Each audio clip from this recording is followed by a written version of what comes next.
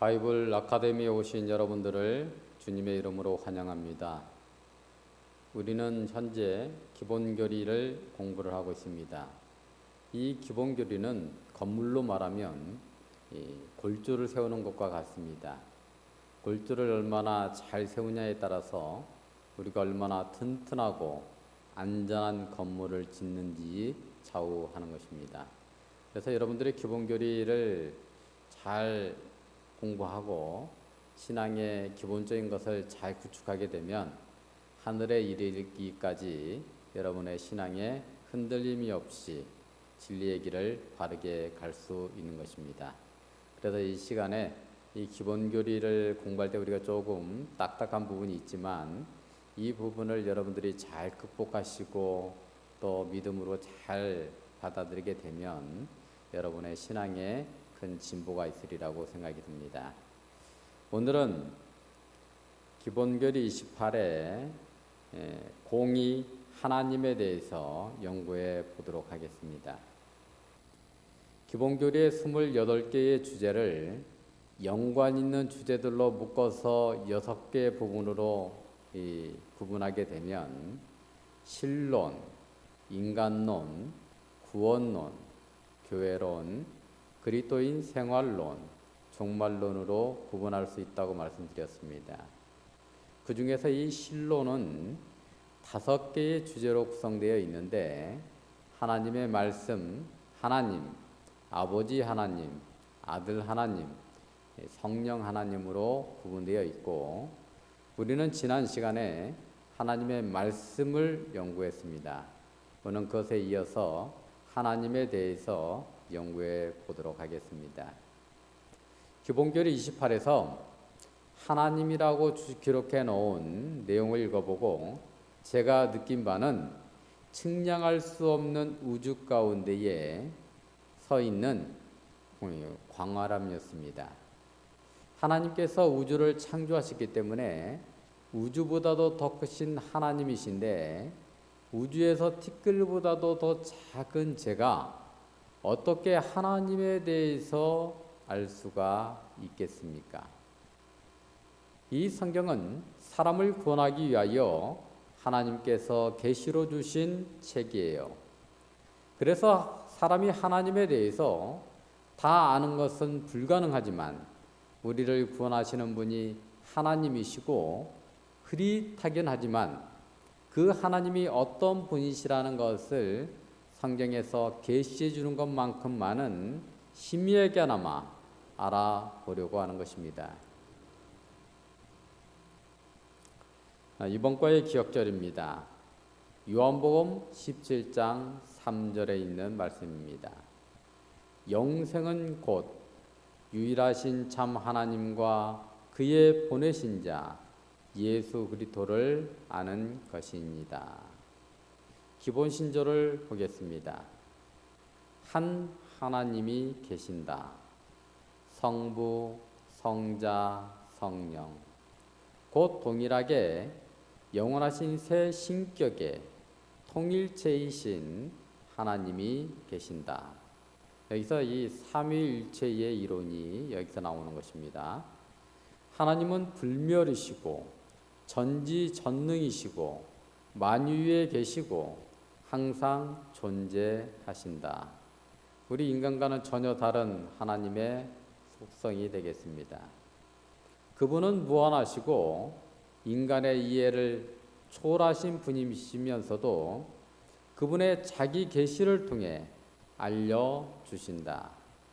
그분은 모든 피조물들에게 영원히 경배와 숭배와 예배를 받으시기에 합당하시다. 우리가 이 밤하늘을 바라보게 되면 이 육안으로 확인할 수 있는 별들은 5,000개에서 6,000개에 불과하다고 그럽니다. 빛을 내고 있는 별들의 일부를 우리는 보고 있는 것이죠. 실제 그 하늘에는 수천만 개의 태양계가 있으며 한 2, 3천만 개의 태양계가 모여가지고 하나의 은하계를 이루게 됩니다. 또 이 은하계가 수천만 개가 모여가지고 은하군을 이루고 그 은하군이 또 수천만 개를 이뤄서 이 우주라고 말하는 우주가 된 것입니다. 그런데 우리는 저 밤하늘에 떠 있는 수천 개의 별들을 보면서 우주를 바라보고 있다 이렇게 읽었거든요. 실제 하늘은 우리가 상상할 수 없을 만큼 크다는 사실을 우리는 알고 있습니다. 우리가 하나님이라고 부르는 존재도 그렇다고 하는 것이에요. 피조물에 불과한 작은 존재가 하나님을 다 알기란 불가능한 것입니다. 하지만 우리의 구원을 위해서 하나님께서 성경을 통해서 우리에게 보여주고 계시는 하나님에 대해서는 알아야 되는 것입니다. 그래서 요한복음 17장 3절에서는 영생은 곧 유일하신 참 하나님과 그의 보내신 자 예수 그리스도를 아는 것이다라고 말씀하고 있는 것입니다. 우리가 성경을 연구하는 목적이 무엇이에요? 영생을 얻기 위함입니다. 그 방법은 유일하신 하나님과 그의 보내신 자 예수 그리스도를 아는 방법 외에는 없다라고 하는 것입니다. 그렇다면 우리를 구원하시는 하나님은 이 성경에서는 어떤 분이라고 소개하고 있을까요? 하나님은 창조주 하나님이시오, 구원의 하나님이시오, 부활의 하나님이시라고 소개하고 있는 것입니다. 죄로 인해서 죽을 수밖에 없는 우리들에게 하나님께서는 자기 자신을 너희들을 이 세상에서 죄의 세상에서 구원할 수 있는 존재는 바로 하나님밖에 없는데 그분은 너희들을 창조했으며 너희들을 죄 가운데서 구원하였으며 너희들이 죽는다 할지라도 믿음 안에서 죽게 되면 부활시킬 수 있는 능력을 가진 바로 하나님밖에 없다라고 말씀하고 있는 것입니다. 적어도 우리는 이 성경에서 하나님이 자신을 계시해주고 계시는 창조주 하나님이시오, 구원의 하나님이시오, 부활의 하나님이심을 알고 그분을 믿게 될 때에 구원을 받을 수가 있게 되는 것입니다. 성경은 그 하나님을 계시해 주시기를 한 하나님이 계시는데 그분은 성부, 성자, 성령 세 신격의 통일체로 계신다라고 말하고 있습니다. 우리는 이 성경을 통하지 않고서는 하나님을 알 수도 없으며 그 하나님이 우리 앞에 오신다 할지라도 알아볼 수가 없는 것입니다. 하나님이신 아들 하나님께서 우리를 구원하기 위해서 이 땅에 오셨지만 그 하나님을 알아보지 못하고 사람들이 십자가에 못 박은 것처럼 성경을 통하지 않고서는 하나님을 깨달을 수도 알 수도 없는 것입니다. 예수님의 제자들이 예수님이 부활하셔서 그들에게 오셨지만 알아보지 못했습니다. 그러자 예수님께서 구약 성경을 열어서 사람을 구원하기 위해서 이 땅에 오실 분이 자신이라는 사실을 성경 말씀으로 증거를 하자 제자들은 더 이상 의심하지 않고 예수님을 믿었을 뿐만 아니라 그 복음에 주님을 전하기 위하여 온 생애와 목숨까지도 아끼지 않았다라고 하는 것입니다. 그러므로 우리도 이 성경을 통해서 참 하나님과 우리를 구원하기 위하여 이 땅에 오신 예수 그리스도를 우리 마음으로 믿어 알게 될 때에 그 믿음이 흔들리지 않고 영생으로 이어질 수가 있는 것입니다. 하나님의 계시에는 두 개의 계시가 있다고 그랬는데 뭐뭐 있다고 그랬죠? 천연계를 통한 일반 계시와 성경을 통한 특별 계시가 있습니다. 천연계는 하나님께서 천연계를 창조하셨죠.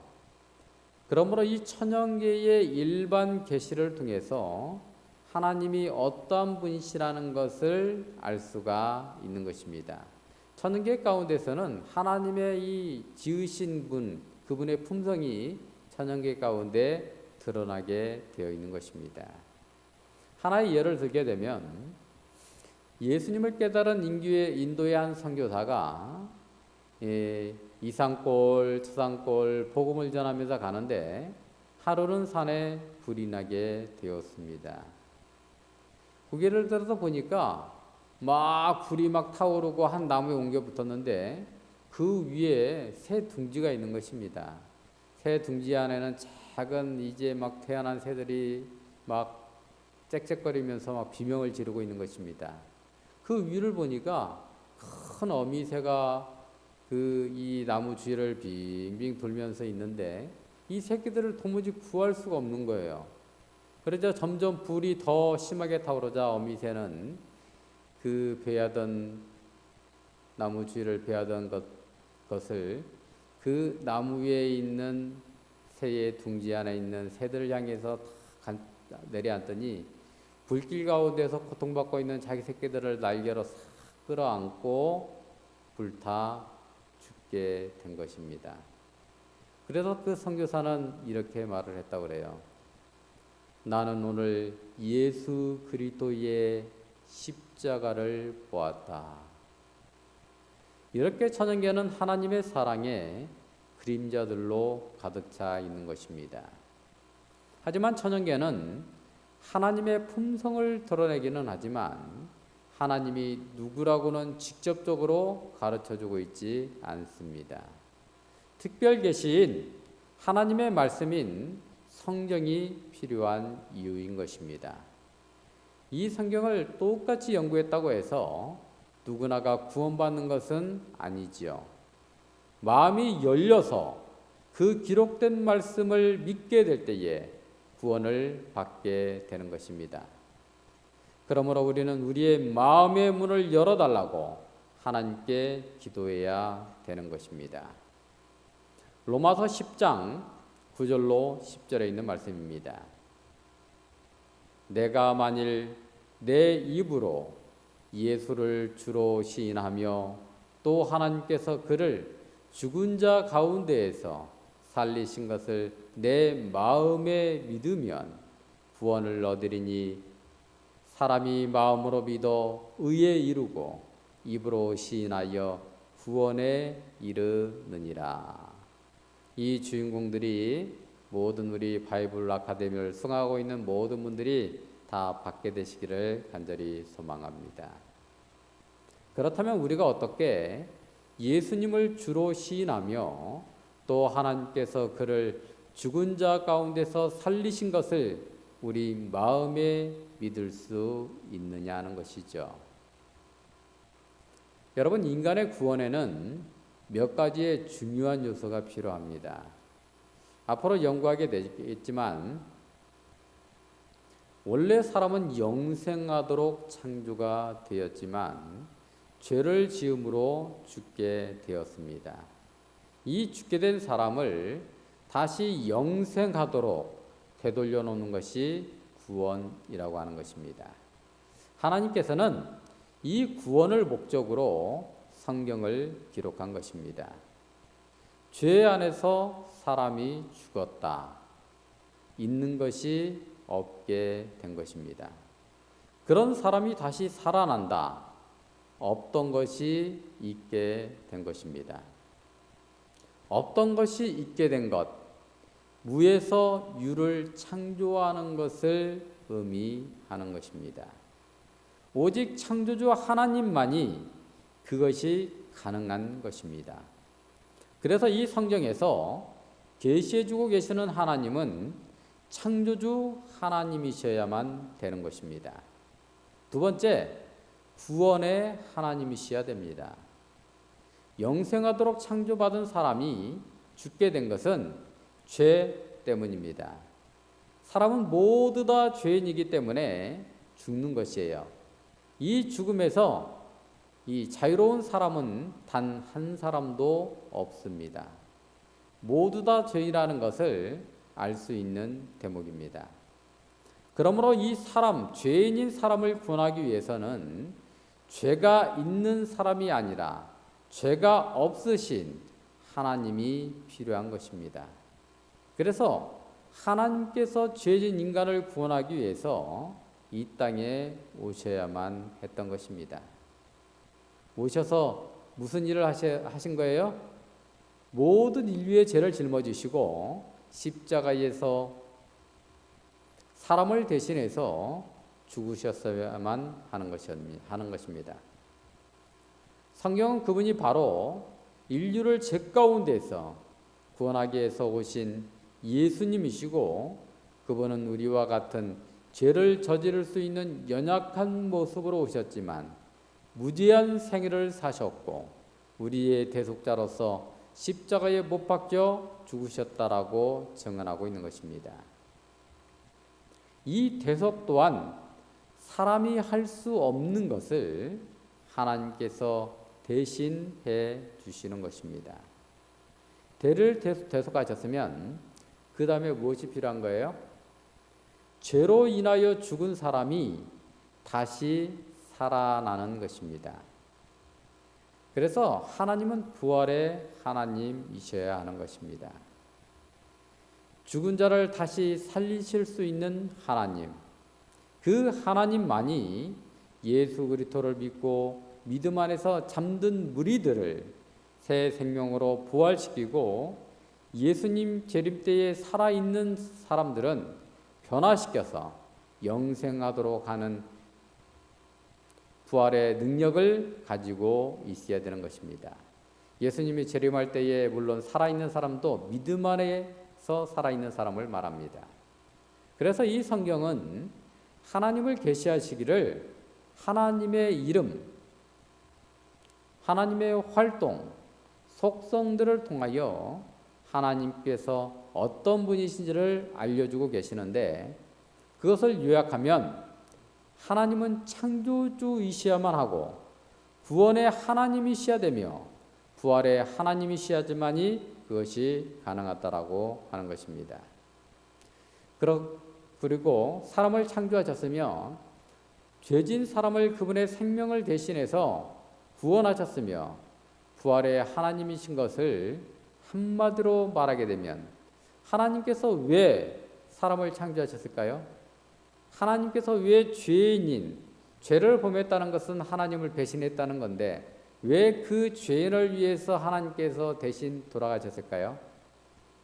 그리고 그 죄인이 이 땅에서 죽게 되었는데, 성경의 의미로 말하면 잠들게 되었는데, 왜 그 잠든 죄인을 부활시켜서 하늘로 데려가기를 원하실까요?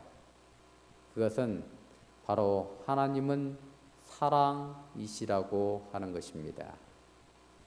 하나님께서는 사람의 선택으로 죄를 범하게 되었고 죽게 된 것을 다시 살리실 의무는 원래 하나님께는 없는 것이에요.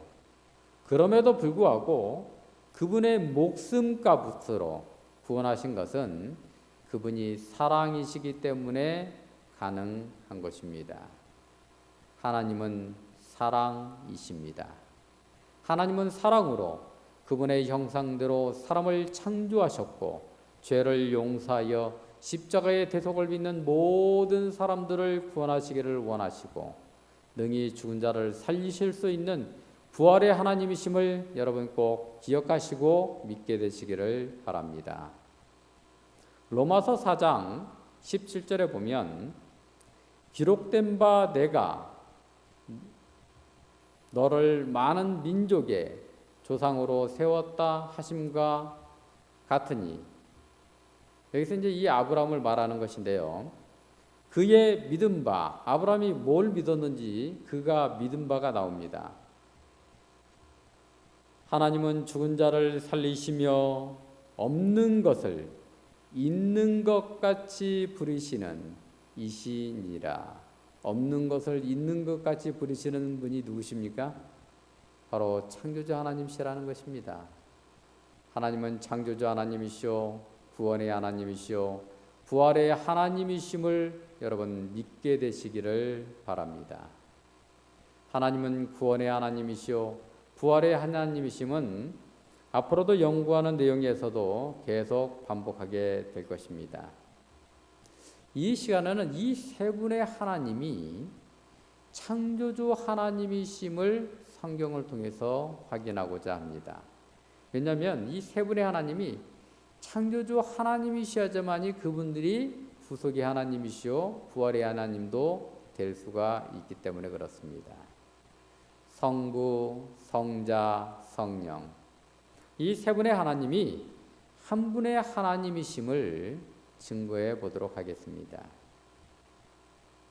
이 세 분의 하나님은 창조주 하나님으로서 동일한 이름을 가지고 계십니다. 이사야 44장 24절에 보면 내 구속자여 모태에서 너를 조상한 나 여호와가 말하노라. 나는 만물을 지은 여호와라. 나와 함께 앉아 없이 홀로 하늘을 폈으며 땅을 베풀었고 여호와 하나님은 만물을 지으신 창조주 하나님이라고 소개하고 있는 것입니다.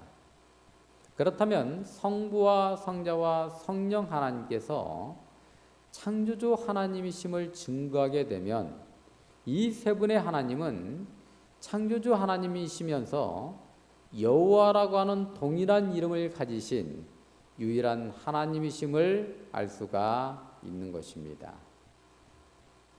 아버지 하나님을 보면 말라기 2장 10절에 보니까요. 우리는 한 아버지를 가지지 아니하였느냐 한 하나님의 지으신 바가 아니냐. 이 창조주 하나님이시죠. 아버지 하나님이 창조주 하나님이라고 말씀하고 있는 것입니다. 두 번째로 아들 하나님이십니다. 요한복음 1장 1절로 3절 말씀입니다. 태초에 말씀이 계시니라. 이 말씀이 하나님과 함께 계셨으니 이 말씀은 곧 하나님이시니라.